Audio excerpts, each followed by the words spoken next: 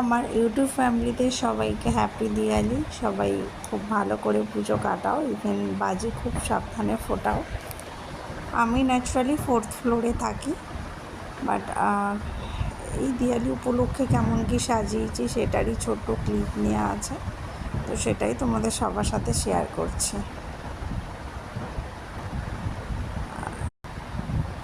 এটা থেকে শুরু হবে।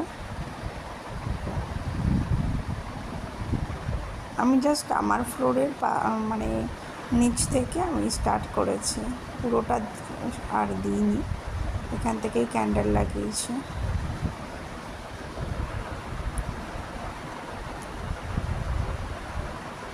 এটা আমার ডাইনিং স্পেস, আর হ্যাঁ, এটা আমার ডাইনিং স্পেস।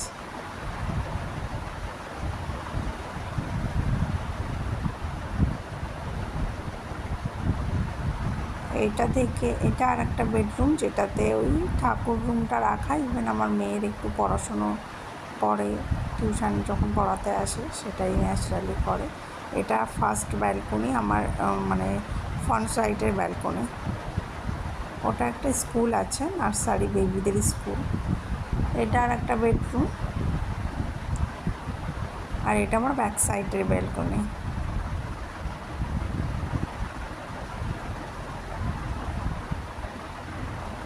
একটু বাইরের পরিবেশটা দেখানোর মানে চেষ্টা করলাম।